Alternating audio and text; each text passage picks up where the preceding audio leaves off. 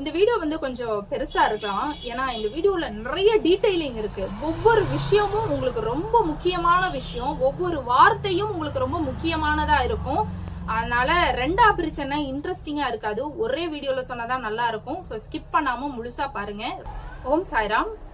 So Shirdi miracle vlog எல்லாம் நம்ம பார்த்துட்டோம். உங்க எல்லாருக்குமே பிடிச்சிருந்தது. கமெண்ட்ஸ் எல்லாம் படிச்சு பார்த்தேன். Thank you so much.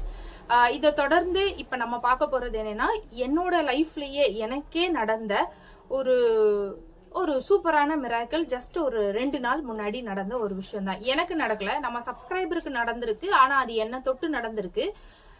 இந்த ஒரு மிராக்கிள் பாத்தீங்க அப்படின்னா உங்களுக்கு என்ன தெரிய வரும் அப்படின்னா, சச்சரிதம் படிக்கிறதுனால நடக்கிற நன்மைகள் என்ன, அது படிக்காததுனால நடக்கிறது என்ன, எப்படி வந்து பாபா நம்ம கிட்ட இருந்து விலகி போறாரு, அது சச்சரிதம் படிக்காம போனதுனால அது எப்படி நம்ம கிட்ட இருந்து விலகி போறாரு, படிச்சா எந்த அளவுக்கு ஆசீர்வாதமா வர்றாரு அப்படிங்கிற மாதிரி ஒரு சூப்பரான கூஸ்பம்ஸ் விஷயம்.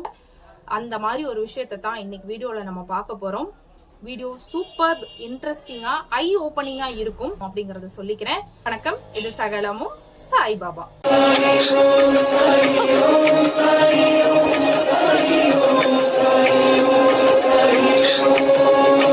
இப்ப நான் சொல்ல போற இந்த மிராக்கிள் வந்து நம்மளுடைய சப்ஸ்கிரைபர் தொட்டு தொடங்குது. அவங்க பேர் வந்து நித்யான்னு வச்சுக்கலாம். அவங்க பேர் வந்து வெளியிட வேண்டாம் அப்படின்னு சொன்னதுனால அவங்க பேர் எண்ல தான் ஸ்டார்ட் ஆகும். அதனால நான் நித்யான்னு வச்சிடறேன்.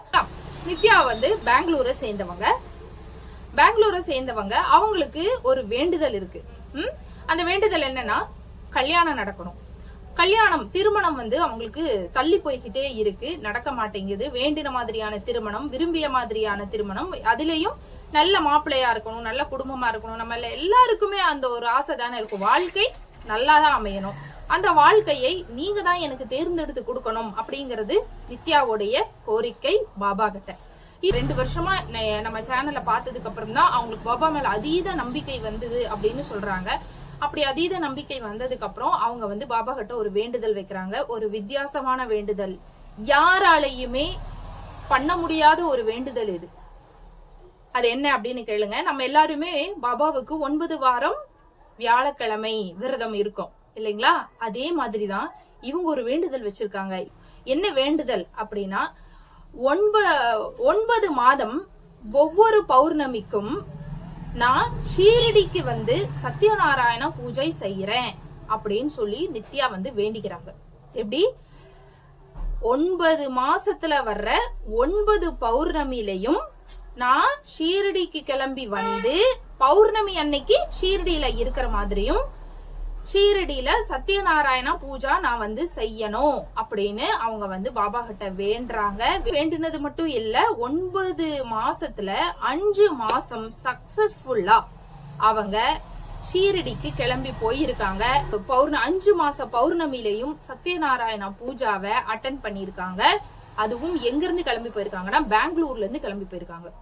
நீங்க நினைச்சு பாருங்க, 9 வார வியாழக்கிழமையே எனக்கு தடைபடுது, அவ்வளோ இடைஞ்சல் வருது, என்னால முடியல, என்னால கடைபிடிக்க முடியல அப்படின்னு சொல்ற எத்தனையோ பேர்த்த நான் பாத்துருக்கிறேன். இவங்க 5 மாசம் முடிஞ்சு இது 6வது மாசம் நினைக்கிறேன். இந்த 5 மாசமா ஒவ்வொரு பௌர்ணமிக்கும் சரியா கிளம்பி, பௌர்ணமிய கால்குலேட் பண்ணி ஒரு நாள் முன்னாடி கிளம்பணும். பௌர்ணமி அன்னைக்கு ஷீரடியில ரீச் ஆகணும். அன்னைக்கு சத்யநாராயண பூஜாவை வைக்கணும். சத்யநாராயண பூஜா எதுக்காக வைக்கிறாங்கன்னா, வேண்டுதல், கல்யாணம் நடக்கணும், சத்தியமாக நடக்கும் சத்யநாராயண பூஜா. அதுதான் அதோடைய அர்த்தம். சத்யநாராயணனுக்கு நீங்க பூஜை செஞ்சீங்கன்னா சத்தியமாக அது நடக்கும். அதான் சத்யநாராயண பூஜா. நார்த்ல ரொம்ப ஃபேமஸான பூஜை. கல்யாணம் பண்ண தம்பதிகளுக்கு முதல்ல சத்யநாராயண பூஜாவை தான் வைப்பாங்க. கல்யாணம் நடந்தா நான் சத்யநாராயண பூஜாவை வீட்டுல வைக்கிறேன் அப்படின்னு வேண்டிக்குவாங்க. வேண்டுனா உடனே கல்யாணம் நடக்கும். கல்யாணம் நடந்த கையோட தம்பதிகளை வீட்டுல வச்சு சத்யநாராயண பூஜா பண்றது நார்த்ல வழக்கம். நான் ஷீரடிக்கு வந்து ஒவ்வொரு பௌர்ணமிக்கும் நான் செய்யறேன், எனக்கு ஒரு நல்ல முறையில திருமணம் நடத்தி கொடுங்க அப்படின்னு சொல்லி வேண்டுறாங்க நித்யா. சொன்ன மாதிரியே தடங்கள் இல்லாம, தடை இல்லாம 6 மாசம் அவங்க தொடர்ந்து போய் பண்ணிருக்காங்க. நீங்க நினைச்சு பாருங்க, லேடிஸ்க்கு எவ்வளவு ப்ராப்ளம் வரும். ஒவ்வொரு பௌர்ணமிக்கும் ஒவ்வொரு டேட்ல தான் பௌர்ணமி வரும். அந்த டேட் லேடிஸோடைய ப்ராப்ளம் கூட மேட்ச் ஆகணும். அப்படி மேட்ச் ஆகலைன்னா போக முடியாது, தடங்கள் ஏற்படும். ஆனா இவங்களுக்கு எந்த தடங்களும் இல்லாம இவங்க ஒவ்வொரு பௌர்ணமியும் போய் அட்டென்ட் பண்ணிருக்காங்க. சரியா 6வது மாசம் இவங்களுக்கு ஒரு மாப்பிள்ளை வீட்டுல இருந்து வந்திருக்காங்க. அந்த இவங்க ஃபேமிலியில பிடிச்சிருக்கு, வந்த மாப்பிள்ளைக்கும் இவங்களை பிடிச்சிருக்கு, இவங்க ஃபேமிலிக்கு அவங்கள பிடிச்சிருக்கு, தடபுடலா ஒரு பாசிட்டிவ் வந்து வைப்ஸ் வீட்ல கிரியேட் ஆகுது. கல்யாண காலை கட்டுற அந்த சமயம் நித்யாவுக்கு ஒரு மாதிரி எமோஷன், ஒரு பதபதைப்பு. என்னன்னா பாபா கிட்ட இருந்து எனக்கு பதில் வேணும், பாபாவுடைய சம்மதம் வேணும் அப்படின்னு நித்யா நினைக்கிறாங்க. பாபா கிட்ட வேண்டுறாங்க, எனக்கு இந்த மாதிரி வந்திருக்கு, இது உங்களுக்கு ஓகேவா பாபா, நீங்க எனக்கு பதில் சொல்லுங்க அப்படின்னு சொல்லி கேக்குறாங்க. பாபா கிட்ட இருந்து பதில் வரல. உடனே இவங்க சப்தாக பாராயணத்தை தொடங்குறாங்க. அதுவும் சப்தாக பாராயணம் அப்படின்னா எப்படின்னா சாதாரணமா இல்லைங்க. 7 நாள் பாராயணத்தை 7 நாளமும் பிரம்ம முகூர்த்தத்துல எந்திரிச்சு இவங்க படிச்சிருக்காங்க. ஒரு சப்தாக பாராயணத்தை எந்த தடங்களும் இல்லாம தடையும் இல்லாம நான் படிச்சு முடிச்சேன் அப்படின்னு சொல்றாங்க. படிச்சு முடிச்ச நாள் பாபா கட்டாயமா கனவுல வருவாரு அப்படின்னு நான் சொல்லியிருக்கிறேன். அதை நம்பி அவங்க பாபா கிட்ட வேண்டுறாங்க, இந்த மாப்பிள்ளை ஈடு உங்களுக்கு ஓகே சம்மதம் அப்படின்னா ஒரே ஒரு குறிப்பு எனக்கு கொடுங்க பாபா, என் கனவுல வாங்க பாபா அப்படின்னு சொல்லி வேண்டுறாங்க, கேக்குறாங்க, தூங்குறாங்க. ஆனா பாபா அவங்க கனவுல வரல. கனவுல வரலைனாலும் ஏதாவது ஒரு குறிப்பு கொடுங்க பாபா, நான் புரிஞ்சுக்கிற மாதிரி ஒரு குறிப்பு கொடுங்க, உங்க சம்மதம் எனக்கு முக்கியம், அப்பதான் நாங்க அங்க சொல்லுவோம், அப்பதான் நான் இந்த கல்யாணம் பண்ணுவேன் அப்படின்னு அவங்க சொல்றாங்க. பாபா கிட்ட இருந்து எந்த பதிலும் வரல. ஒரு கட்டத்துக்கு மேல நித்யாவுக்கு ரொம்ப ஃபெடப் ஆகுது. என்ன பண்றதுன்னு தெரியாம என்கிட்ட அவங்க ஃபீலிங்ஸை ஷேர் பண்றாங்க இன்ஸ்டாகிராம்ல. என்கிட்ட நடந்த விஷயம், இப்ப நான் சொன்ன எல்லா விஷயத்தையும் என்கிட்ட சொல்றாங்க. சொல்லிட்டு பாபா ஏன் எனக்கு பதில் சொல்ல மாட்டேங்கிறாரு, நான் வந்து தொடர்ந்து போய் சத்யநாராயண பூஜா ஷீரடியில போய் பண்றேன், இப்ப சப்தாக பாராயணமும் நல்லபடியா பிரம்ம முகூர்த்தத்துல எந்திரிச்சுதான் படிச்சேன், எல்லாமே நான் வந்து பெர்ஃபெக்டா பண்ணிருக்கேன், திருப்தியா பண்ணிருக்கேன், ஆனாலும் ஏன் பாபா எனக்கு ஆன்சர் பண்ண மாட்டேங்கிறாரு அக்கா, ஏன் என் கனவுல வரல அக்கா அப்படின்னு சொல்லி என்கிட்ட கேக்குறாங்க. அப்ப நான் நித்யா கிட்ட சொல்றேன், நீங்க ஒண்ணு பண்ணுங்க, நீங்க வந்து சத்சர்தம் ஒரு கேள்வி, நம்ம எல்லாருமே இதை பண்ணிருப்போம், பாபாவுடைய டிவோட்டிஸ் எல்லாரும் இந்த வேலையை பண்ணுவோம். பாபா கிட்ட ஒரு பதில் வேணும் அப்படின்னா அவர்கிட்ட ஒரு கேள்வி கேட்டு சத்சரதத்தை ஓபன் பண்ணுவோம். அப்ப நம்ம நித்யா கிட்ட சொல்றேன், நீங்க கேள்வி கேட்டுட்டு உங்களுக்கு இதுல சம்மதமா அப்படின்னு கேட்டுட்டு கண்ணை மூடி தியானம் பண்ணி கேளுங்க, கேட்டுட்டு சத்சரதம் ஓபன் பண்ணுங்க. நீங்க எந்த பேஜ் ஓபன் பண்றீங்களோ அந்த பேஜ்ல உங்களுக்கு பதில் இருக்கும், அதாவது நமக்கு புரியற மாதிரி பதில் இருக்கும். நம்ம என்ன கேள்வி கேட்கிறோமோ அதுக்கு தகுந்த பதில் அப்படின்னு அதுல வந்து வரும். நீங்க கேள்வி கேட்டுட்டு சத்சரதம் ஓபன் பண்ணுங்க அப்படின்னு நான் சொல்றேன். சொல்லி முடிச்சுட்டு அவங்க சரிக்கா நான் நாளைக்கு ட்ரை பண்றேன் அப்படின்னு சொல்றாங்க. ஆனா அவங்க கிட்ட சொல்லி முடிச்ச கையோ நான் யோசிக்க ஆரம்பிச்சுட்டேன், இவ்வளவுலாம் பண்ண இந்த பொண்ணுக்கு ஏன் பாபா ஒரு குறிப்பு கூட கொடுக்கல அப்படின்னு எனக்கே தோணுது. மாசம் மாசம் கிளம்பி டிராவல் பண்ணி போயிட்டு வர்றதுங்கிறது சாதாரண வேலையா, 7 நாளும் பிரம்ம முகூர்த்தத்துல எந்திரிச்சு சத்சரதம் படிக்கிறது அப்படிங்கறது என்ன சாதாரண வேலையா, இவ்வளவுலாம் பண்ண பொண்ணுக்கு ஏன் பாபா நீங்க பதில் சொல்லல அப்படின்னு நான் பாபா கிட்ட கேட்டேன். அப்ப எனக்கே மனசு என்ன தோணுச்சுன்னா, சரி இந்த பொண்ணுடைய கல்யாணத்துக்கு பாபாவுக்கு சம்மதமா இல்லையான்னு நாமளே கேட்டு பாப்போம் அப்படின்னு நான் கேட்டுட்டு பாபா கிட்ட கேள்வி கேட்டுட்டு நான் கண்ணை மூடி தியானம் பண்றேன். தியானம் பண்ணிட்டு கல்யாணத்துக்கு உங்களுக்கு சம்மதமா இல்லையா அப்படின்னு நான் கேக்குறேன். கேட்டுட்டு நான் வந்து சத்சரதம் ஓபன் பண்றேன், எனக்கு நீங்க பதில் சொல்லுங்க அப்படின்னு நான் வந்து கேக்குறேன். கேட்டுட்டு நான் சத்சரதம் ஓபன் பண்றேன். ஓபன் பண்ணோடனே எனக்கு முதல்ல இந்த பேஜ் தாங்க வந்தது. அதை நான் இங்க வைக்கிறேன், நீங்களே படிச்சு பாருங்க. என்ன அப்படின்னா, விரும்பிய மாதிரியான நல்ல எண்ணங்களை ஊக்குவிக்கிறார் என்று உணர்ந்தார், பாபாவும் அதையே முறையாக நிறைவேற்றினார் அப்படின்னு வருதுங்க.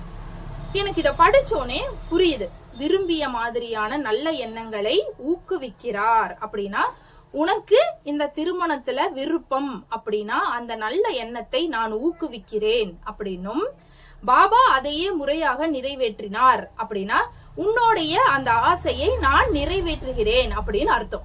எனக்கு புரிஞ்சிருச்சு, ஓ பாபாவுக்கு இதுல முழு மனதோடு சம்மதம் அப்படின்னு சொல்லி எனக்கு புரியுது.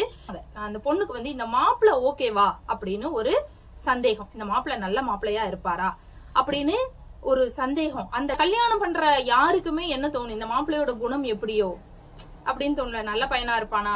அப்ப நான் கேக்குறேன், பாபா மாப்பிள்ள வந்து நல்ல குணமானவனா இருப்பாரா அப்படிங்கறதா நித்யாவுடைய டென்ஷன். அப்ப இந்த மாப்பிள்ள ஓகேவா, அவர் வந்து நல்லவர் தானா அப்படின்னு சொல்லி ஒரு குறிப்பு கொடுங்க அப்படின்னு சொல்லிட்டு நான் 2வது கேள்வி கேக்குறேன். ஓபன் பண்ணா 26வது அத்தியாயத்துல எனக்கு முதல் வரி என் கண்ணுக்கு தட்டுப்படுது. அது என்னன்னு பாருங்க, குணத்தை கண்டு பாபா மிகவும் சந்தோஷம் அடைந்தார். எப்படி குணத்தை கண்டு பாபா மிகவும் சந்தோஷம் அடைந்தார். முழு மனதோடும் முழு ஆத்மாவோடும் நம்மிடம் சரணடைந்து வழிபடுபவர்களுக்கு அப்படிங்கிற அந்த வார்த்தையை நான் படிக்கிறேன். குணத்தை கண்டு பாபா மிகவும் சந்தோஷம் அடைந்தார் அப்படின்னா என்ன? அந்த மாப்பிள்ளையோட குணம் நல்ல குணம் தான். முழு மனதோடும் முழு ஆத்மாவோடும் அப்படின்னா முழு மனதோடு நான் சம்மதிக்கிறேன் அப்படின்னு அப்படின்னு அதுல எழுதி இருக்கு. அதுக்கு கீழேயே படிச்சு பாத்தீங்க அப்படின்னா பித்தளை அப்படிங்கிறவருக்கு 3 ரூபாய கொடுத்து பாபா இதை பூஜை அறையில் வைத்து வழிபடு, உனக்கு நன்மை நடக்கும் அப்படின்னு சொல்லியிருப்பாரு. அந்த ஆக்சுவலா அப்ப இந்த கீழே நான் படிச்சா எனக்கு இந்த பித்தளைக்கு 3 ரூபாய் அப்படிங்கறது ஒரு மாதிரி பூஜை அறையில் வைத்து வழிபடு அப்படின்னு சொல்றாரு. அது ஒரு மாதிரி எனக்கு புரியல.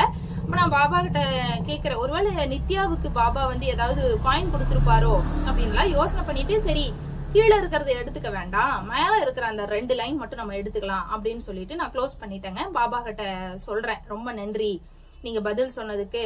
இதையே அந்த பொண்ணுக்கும் நீங்க புரிய வச்சிருங்க. எனக்கு சொன்னத அந்த பொண்ணுக்கும் நீங்க சொல்லிருங்க பாபா, பாவம் அப்படின்னு நான் வேண்டுறேன். வேண்டிட்டு நான் நைட்டு தூங்கிட்டேங்க. ஒரு கனவு வந்துச்சு ராத்திரி. அந்த கனவுல பாபா என்ன சொன்னாரு அப்படின்னா, அச்சதையும் தீர்த்தத்தையும் நித்யாவிடம் கொடுத்து சம்மதம் என்று சொல் அப்படின்னு சொல்றாரு. இவ்வளவுதான் சொல்லிட்டு மறைஞ்சிட்டாருங்க. காலையில எந்திரிச்சு யோசிக்கிறேன், என்ன கனவுல என்ன சொன்னாரு அப்படின்னு பார்த்தா, அச்சதையையும் தீர்த்தத்தையும் நித்யா கையில கொடுத்து சம்மதம் அப்படின்னு சொல்லு அப்படின்னு சொல்றாரு. அப்ப நான் காலையில என்ன பண்றேன், நான் பாபா அந்த நித்யாவுக்கு மெசேஜ் பண்ணி விட்டுட்டேன். இந்த மாதிரி பாபா உங்க திருமணத்துக்கு சம்மதம் அப்படின்னு சொல்லிட்டாரு அப்படின்னு நான் சம்மதம் சொல்றேன். இதோட இந்த மிராக்கிள் முடிஞ்சிருச்சா அப்படின்னு கேட்டா அதுதாங்க இல்ல. நான் நித்யாவுக்கு மெசேஜ கன்வே பண்றேன், இந்த மாதிரி பாபா சம்மதம்னு சொல்லிட்டாருமா, எனக்கே சொல்லிட்டாரு, உங்ககிட்ட சொல்ல சொன்னாரு, நீங்க தாராளமா மேரேஜோடைய ஒர்க்கை ஸ்டார்ட் பண்ணுங்க அப்படின்னு நான் சொல்றேன். சொல்லி முடிச்சுட்டு நான் வர்றேங்க. எங்க வீட்டு டேபிள் மேல, டைனிங் டேபிள் மேல ஒரு பார்சல் இருக்கு. அந்த பார்சலுக்கு பின்னாடி ஒரு பிளாஷ்பேக் இருக்கு. அது என்ன ஸ்டோரி, அது என்ன பிளாஷ்பேக் அப்படின்னு பாக்கலாம். நான் ஷீரடியில இருந்து வந்த நாளே சில சின்ன ஷாப்பிங்ஸ் பண்ணிருந்தேன். எனக்கு தெரிஞ்ச ஒரு 2 சப்ஸ்கிரைபருக்கு நான் பாபாவுடைய பிரசாதத்தையும் தீர்த்தத்தையும் நான் அனுப்பி வச்சேன். இந்த 2 பார்சலுமே அவங்க 2 பேருக்குமே போய் சேரவே இல்லை அப்படிங்கறது எனக்கு ரொம்ப அதிர்ச்சியா இருந்தது. நான் ஷீரடியில இருந்து வந்த அடுத்த நாளே இந்த வேலையை பண்ணிட்டேன். ஒரு சப்ஸ்கிரைபர் 2 சப்ஸ்கிரைபருக்கும் பிரசாதம் அனுப்புனேன், தீர்த்தம் அனுப்புனேன், பாபாவுடைய உதி அனுப்புனேன், கயிறு அனுப்புனேன். ஒரே ஒரு பார்சல்ல பாபாவுடைய ஒரு காயின் வச்சிருந்தேன். சரிங்க, இந்த 2ஐயும் பிரிச்சு 2 பேருக்கும் அனுப்புறேன். 2 பேருத்துக்கும் பார்சல் போய் சேரல, திருப்பி வருது. அதுவும் 7-8 நாளுங்க. அங்க இங்க மாட்டி, அங்க சிக்கி இங்க சிக்கி என்னால ட்ராக் பண்ணவே முடியல. பார்சல் எங்க இருக்குன்னு கண்டுபிடிக்க முடியல. கண்டுபிடிச்சு அந்த பார்சலை வீடு கொண்டு சேர்த்தறதுக்குள்ள போதும் ஆயிருச்சு. சரிங்களா, 2 பார்சலும் 3 நாள் கேப்ல எனக்கு ரிட்டர்ன் வருது, என் கைக்கு வருது. பிரசாதம் எல்லாம் கெட்டு போச்சு. பாபாவுடைய பூந்தி 2 பேருக்குமே நான் அனுப்பியிருந்தேன். பூந்தி அனுப்பியிருந்தேன், பேடா அனுப்பியிருந்தேன், தீர்த்தம், உதி, கயிறு எல்லாமே அனுப்பியிருந்தேன். சோ அதுல பிரசாதம் மட்டும் கெட்டு போச்சு. சரிங்க, எல்லாம் நான் என் டைனிங் டேபிள் மேல, வீட்டுல இருக்கிற டேபிள் மேல வச்சிருக்கேன். அந்த பார்சலை நான் வச்சிருக்கேன், அது ஓபன்லயே இருக்கு. அந்த பார்சல்ல ஒரு பார்சலுக்குள்ள பாத்தீங்கன்னா ஒரு பாபாவுடைய காயின் இருக்கு. அந்த காயின் நீங்க vlogல பாத்திருப்பீங்க. ஒரு பாபா காயின் ஒரு சின்ன கண்ணாடி பாக்ஸ்குள்ள இருந்திருக்கும். அதை நான் ஒரு சப்ஸ்கிரைபருக்காக தான் வாங்கினேன். அந்த காயினை நான் என்ன பண்ணேன் அப்படின்னா, ஷீரடியில இருந்து வந்த அன்னைக்கு அடுத்த நாள் வீட்டுல பிரம்மமுகூர்த்த பூஜை பண்றதுக்கு என்கிட்ட பூ இல்லாததுனால பச்சரிசியையும் மஞ்சளையும் கலந்து அச்சதையால நம்ம பூஜை செய்யலாம் அப்படின்னு அச்சதைய அர்ச்சனைக்காக உபயோகிச்சேன். இந்த காயினுக்கு பூஜை பண்ணி அவங்களுக்கு அனுப்பி வைக்கலாம் அப்படின்னு நான் காலையில பிரம்மமுகூர்த்தத்துல அந்த காயினை வச்சு பூஜை பண்றேன். அப்ப வீட்டுல பூ இல்லாததுனால அச்சதையால பூஜை பண்றேன், அச்சதையால அர்ச்சனை பண்றேன். பூஜை பண்ணும்போது அந்த அச்சதை அந்த காயின் பாக்ஸ்க்குள்ள போய் விழுகுது. என்ன பண்றேன்னா, அந்த காயின் பாக்ஸ பூஜை முடிஞ்சோடனே அந்த காயின் பாக்ஸ மூடிட்டேன், செலோ டேப் போட்டு சீல் பண்ணிட்டேன். சீல் பண்ணிட்டா அதை நான் சப்ஸ்கிரைபருக்கு அனுப்பி வைக்கிறேன். அவங்களுக்கு ஒரு பெரிய லைஃப் ப்ராப்ளம் இருக்குன்னு சொல்லி அழுதாங்க, பாவம் அப்படின்னு நான் அனுப்பி வைக்கிறேன். அனுப்பி வச்ச பார்சல் போய் சேரல, ரிட்டர்ன் என் கைக்கே வந்துருச்சு. அத நான் டேபிள் மேல வைக்கிறேன். அந்த பார்சலுக்குள்ள நான் அந்த காயினை எடுத்து பாக்குறேங்க. அந்த காயின்குள்ள அச்சதை இருக்கு. அந்த பார்சலை, அந்த காயின் பாக்ஸ அச்சதையோட பார்த்தோன்னே எனக்கு பாபா கனவுல வந்து சொன்ன அந்த டைலாக் ஞாபகத்துக்கு வருது. அச்சதையையும் தீர்த்தத்தையும் நித்யாவிடம் கொடுத்து சம்மதம்னு சொல்லு அப்படின்னு சொல்றாரு. அந்த பாக்ஸ்ல 2 கயிறு இருக்கு, ஒரு உதி இருக்கு, ஒரு சின்ன பாட்டில்ல தீர்த்தம் இருக்கு, அது போக இந்த காயின் இருக்கு. இந்த காயின்குள்ள அச்சதையும் இருக்கு. அடிச்சு புடிச்சு நான் என்ன பண்ணேன், இதத்தான் பாபா சொல்லி இருக்காரு நமக்கு கனவுல. நான் வந்து சம்மதம்ங்கிற வார்த்தையை மட்டும் எடுத்துக்கிட்டேன். அந்த பொண்ணுக்கு சிம்பிளா சொல்லிட்டேன், பாபா சம்மதம்னு சொல்லிட்டாரு அப்படின்னு. அதுக்கப்புறம் தான் எனக்கு கிளிக் ஆகுது. அச்சதையும் தீர்த்தத்தையும் அப்படின்னு சொன்னாரே, அது இதுதான் அப்படின்னு. ஏன்னு கேளுங்க. நான் வந்து இந்த பார்சல் ரிட்டர்ன் வந்தோடனே, 2 பார்சலும் ரிட்டர்ன் வந்தோடனே நான் பாபா கிட்ட கேட்டேன், என்ன பாபா ஆசையா 2 பேருக்கு அனுப்புனேன், 2மே போய் சேரலையே, இப்ப இதை யாருக்கு பாபா நான் அனுப்பட்டும் அப்படின்னு நான் கேட்டு 4 நாளா என் வீட்டு டேபிள் மேலேயே இருக்கு. பாபா கிட்ட இருந்து பதில் வரல. நான் யாருக்கு இதை அனுப்பட்டும்? ஒரு பார்சல் திருப்பவும் நான் ரீபேக் பண்ணி வேற ஒருத்தருக்கு அனுப்பிட்டேன். ஒரு பார்சல் என்கிட்டயே நின்னுக்குது. இந்த காயினை யாருக்கு அனுப்புறதுன்னே எனக்கு தெரியல. அப்ப பாபா கிட்ட கேக்குற பதில் வரல. இந்த சமயத்துலதான் இந்த பதில் வருது. அடிச்சு புடிச்சு அவசர அவசரமா திரும்பவும் அந்த பேக்கிங் பண்ணி நித்யாவுக்கு அனுப்புறதுக்கு நான் ஏற்பாடு பண்றேன். அப்ப நான் வந்து நித்யா கிட்ட சொன்னேன், அப்பா உங்களுக்கு கல்யாண பரிசா, கல்யாணத்துக்குடைய ஆசீர்வாதமா முதல்ல உங்களுக்கு அச்சதைய தான் அவரு கொடுத்திருக்காரு. இந்த கல்யாணத்துக்கு எனக்கு முழு மனதோடு சம்மதம் அப்படின்னு சொல்லி அச்சதைய அனுப்பி வச்சிருக்காருங்க. அச்சதைய அனுப்ப சொல்றாரு என்கிட்ட. அந்த அச்சதைய அனுப்பி வை, கல்யாணத்துக்கு சம்மதம்னு சொல்லு அப்படின்னு சொல்றாரு.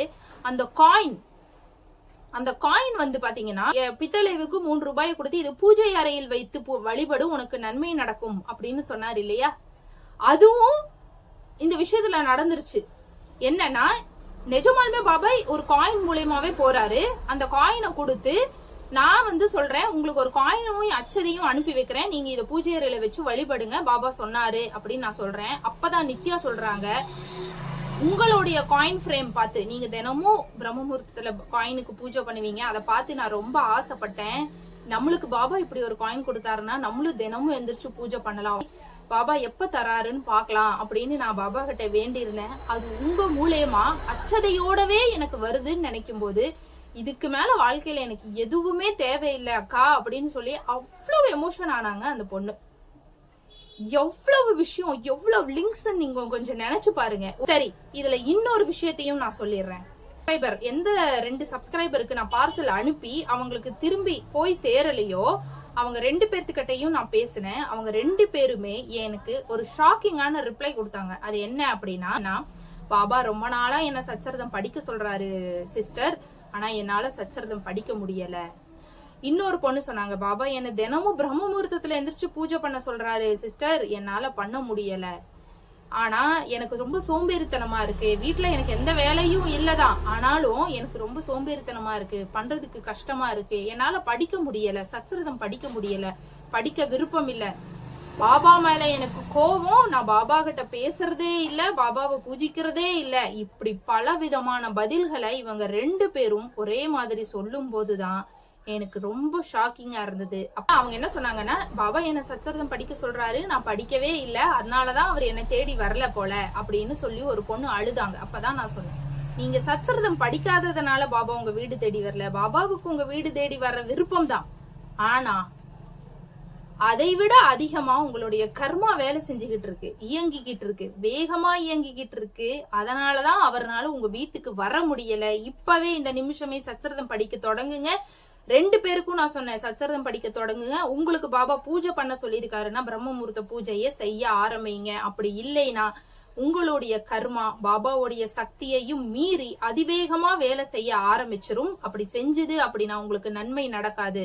சச்சரிதம் பாராயணம் தான் உங்களுக்கு உதவி செய்யும் அப்படின்னு நான் சொல்றேன். இதே இந்த பக்கம் வந்து நித்யாவை பாருங்க. இதே பொண்ணு தனக்கு ஒரு வேண்டுதல் இருக்கு, அது நல்லபடியா நடக்கணும் அப்படின்னு பாபா கிட்ட வேண்டுறாங்க. அதுக்காக தன்னுடைய லிமிட்டுக்கு மேல அவங்க மெனக்கிடுறாங்க. ஒவ்வொரு சத்யநாராயணா ஒவ்வொரு பௌர்ணமிக்கும் ஷீரடிக்கு கிளம்பி போய் சத்யநாராயணா பூஜை பண்றாங்க. பிரம்ம முகூர்த்தத்துல எந்திரிச்சு சச்சரிதம் படிச்சிருக்காங்க. எல்லாம் அவங்க மெனக்கெட்டதுனாலையும் படிச்சதுனாலையும் தான் இன்னைக்கு பாபா ஏன் மூலியமாவே அவங்களுக்கு ஒரு இவ்வளவு பெரிய ஆசீர்வாதத்தை கொடுத்திருக்காரு. அத எத்தனை விதமான பதில் மூலமா அவர் நம்மளுக்கு உணர்த்தி இருக்காரு அப்படின்னு நீங்க யோசிச்சு பாருங்க. இவ்வளவையும் பாபா செய்யறாரு அப்படின்னா அதுக்கு காரணம் என்ன அப்படின்னா அந்த பொண்ணு போட்ட மெனக்கடல், எஃபர்ட்ஸ்.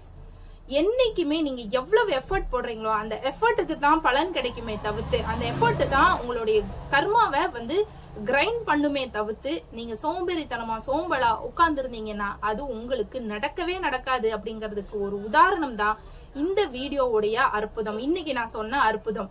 இதுல மொத்தம் 3 பேர் இந்த மிராக்கல்ல இருக்காங்க. அந்த 3 பேர்த்துல 2 பேரு சத்சரிதம் படிக்கல, பூஜை பண்ணல, பாபா கிட்ட பேசவே இல்ல, நான் பூஜையே பண்றது இல்ல அப்படின்னு சொன்னாங்க.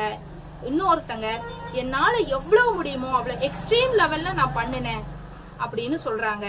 இதுல நன்மை அடைஞ்சது யாரு அப்படின்னா நித்யாதான். உங்களுடைய மெனக்கெடலுக்கு பலன் கிடைக்கும்னு நான் அடிக்கடி சொல்றது உண்டு. அதுக்கு ஒரு நல்ல உதாரணம் தான் இது. நம்ம எல்லாருமே நித்யா மாதிரி ஒவ்வொரு பௌர்ணமிக்கும் ஷீரடிக்கு கிளம்பி போக வேண்டிய அவசியம் இல்லை. அது எல்லாருனாலையும் முடியாது. பாபா விரும்பினா மட்டும்தான் முடியும். அதெல்லாம் நீங்க பண்ண வேண்டாம். வீட்டுல இருக்க பிரம்ம முகூர்த்தத்துல எந்திரிச்சு பூஜை பண்ண முடியும்னா பண்ணுங்க. சத்சரிதம் எடுத்து படிங்கன்னு மட்டும்தான் பாபா சொல்றாரு. எல்லாரும் கிளம்பி மாசம் மாசம் ஷீரடி வர வேண்டாம். ஆனா தினமும் உட்கார்ந்து நீங்க சத்சரிதம் படிக்கலாமே, அதை ஏன் நீங்க பண்ண மாட்டேங்கிறீங்க அப்படிங்கிற ஒரு கேள்வியோட தான் இந்த வீடியோவை நான் உங்களுக்கு முடிக்கிறேன். எப்படி இருந்துச்சு இந்த வீடியோன்னு எனக்கு மறக்காம கமெண்ட் பாக்ஸ்ல கமெண்ட் பண்ணுங்க. மீண்டும் நம்ம இன்னொரு வீடியோல இன்னும் ஒரு அழகான அற்புதத்தோட சந்திக்கலாம். நன்றி, வணக்கம், ஓம் சாய்ராம்.